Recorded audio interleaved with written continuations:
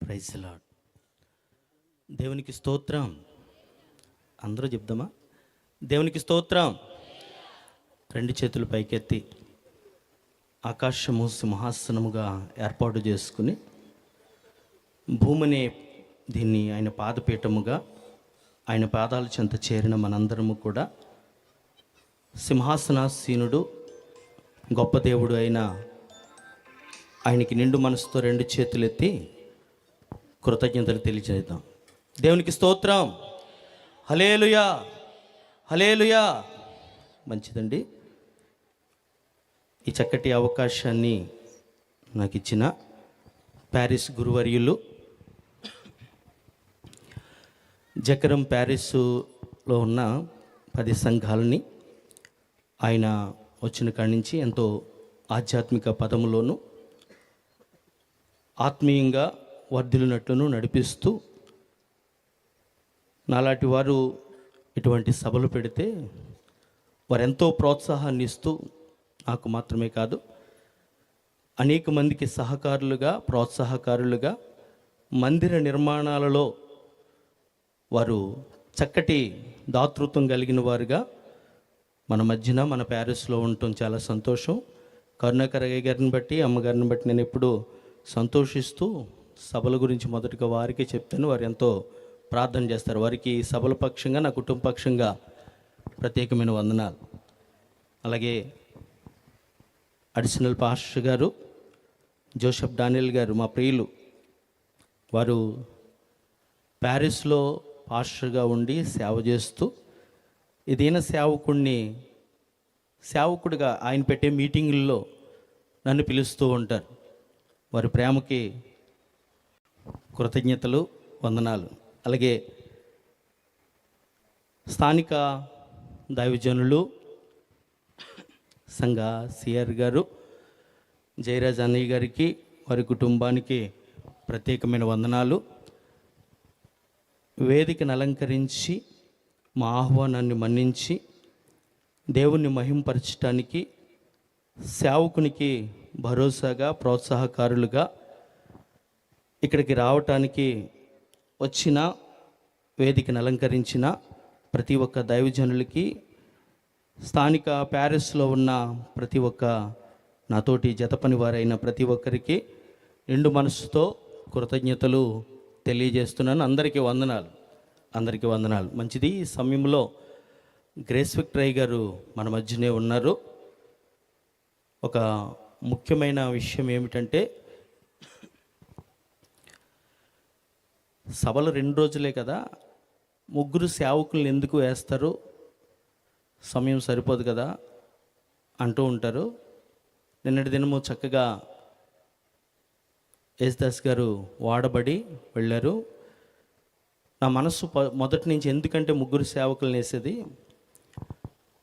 మొదటి సంవత్సరం నా సాక్ష్యం అందరికీ తెలిసిందే.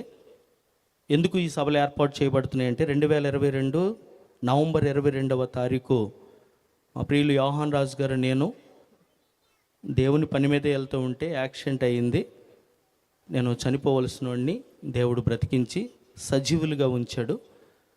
కృతజ్ఞత కోటకంతో సరిపెట్టుకోకూడదు, బతుకున్నంతకాలం కూడా దేవుని పని చేయాలి, దేవుని పరిచర్య చేయాలి అన్న ఆలోచనతో ఏర్పాటైన ఈ సభలై 4వ వార్షికకు దేవుడు నడిపించుకుంటూ వచ్చాడు. చనిపోయి ఉంటే మన్ను ఆయన స్తుతించదు గనుక, సజీవులే స్తుతిస్తారు గనుక, సజీవుడిగా నన్ను ఉంచినందుకు నా దేవుని మనసుతో కృతజ్ఞుడినై ఈ కృతజ్ఞత సువార్త సభలు ఏర్పాటు చేయాలన్న ఉద్దేశం కలిగినప్పుడు సంకల్పం ఆయనకు అనుకూలమైంది.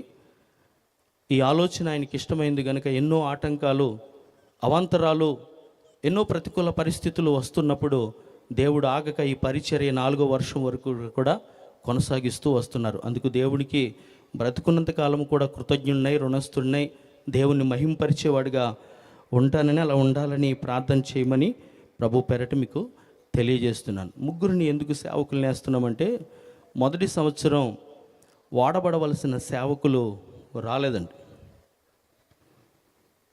2 దినాలు వాడబడవలసిన సేవకులు, 2వ రోజు రావాల్సిన సేవకులు రాలేదు. సభ ఆగిపోయే పరిస్థితి.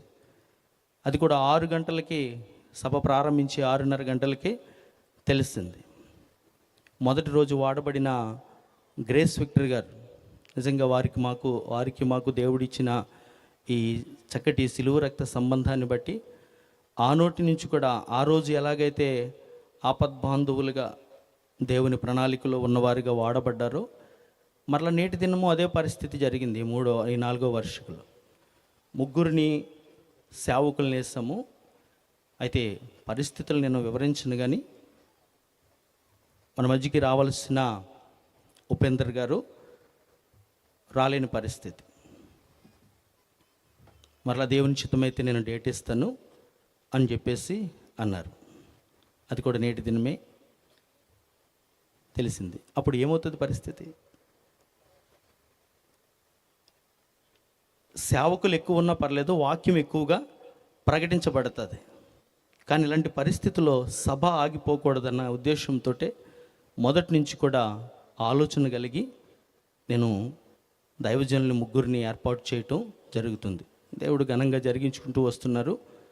ఈ సమయంలో మన మధ్యకి ముఖ్య ప్రసంగికులు బహుసుదీర ప్రాంతం నుంచి మన మధ్యకి వచ్చి దేవుని మాటలు అందించడానికి వస్తున్న గ్రేస్ విక్టర్ గారి నిమిత్తం అందరూ లేచి నిలబడి చప్పట్లు కొడుతూ ఆయన్ని స్టేజ్ మీదకి ఆహ్వానించుకుందాం. గట్టిగా.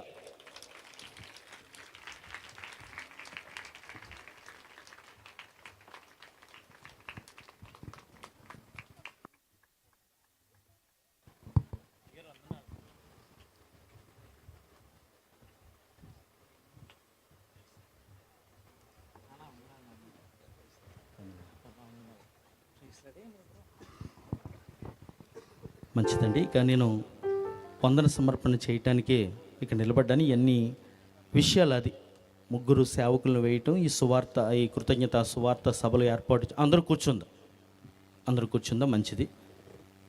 ఈ కృతజ్ఞత సువార్త సభలు ఏర్పాటు చేయటం, 3 సేవకులను వేయటం ముఖ్య ఉద్దేశము అది.